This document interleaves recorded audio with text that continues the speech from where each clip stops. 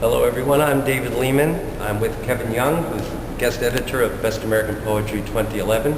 And we're standing in Woodruff Library, where Kevin is curator of literary collections and the special poetry collection. And he has curated this, Shadow of the Sun. Can you tell us about the collection that this special exhibition?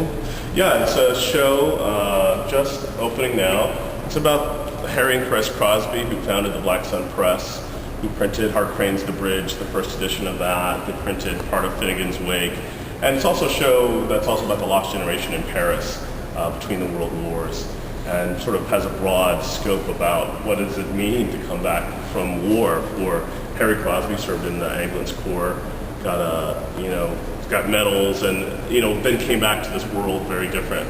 Both the world was different and he was different. A great figure in the international avant-garde. Yes. And the show is up from 15 August until 16 March of 2012. How long did it take you to curate such an ambitious exhibition? About a year and a half. We got some of the books I acquired for the library, Raymond Donowski Poetry Library, I believe in 2009. And we right away saw how special they were, how interesting it would make for a show. And they're visually stunning, both the Black Sun Press show books and the stories behind them. Many of these books are in editions as small as 7, and sometimes they're also signed to Harry Crosby's mother, or signed by Cress Crosby to her brother. So they're real special books. Hey, Kevin showed us some letters from Harry Crosby and an edition of James Joyce's Ulysses that was smuggled into the United States piecemeal because the book was banned until Judge Worley's decision in 1932 or 33. Yeah. And we're standing right here where we have Water Lilies, a poem by Harry Crosby. Yeah, this is a poem by Harry Crosby with some printer's marks. This is a portrait of Harry Crosby that, as you can see, his mother has written, "This picture in no way resembles the author." It's a very disturbing kind of picture, and she doesn't like it. This is her copy of his book, Chariots of the Sun.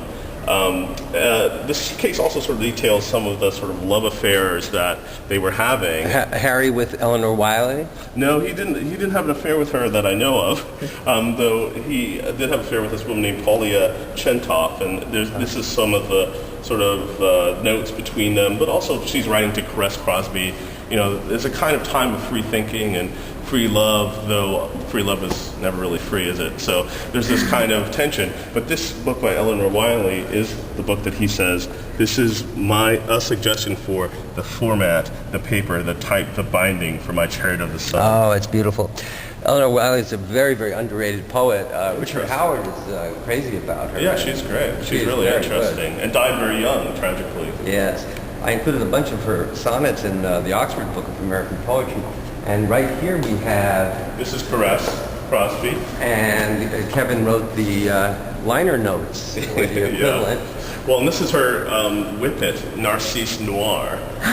Beautiful. Beautiful. Narcisse Noir. You can even see the label on it. Yes. And this is from a little picture we got with the collection that she has signed on the back to Alastair, one of the illustrators for the books. And Narcisse Noir she named, the press originally was called Editions Narcisse after their dog. Well, we know that many poets double up as professors, but Kevin is unusual in being a curator and librarian as well as being the Atticus Haygood Professor of English and Creative Writing here at Emory University. So, Thank you so much. To be here with you, Kevin. Thanks, it's great to have you.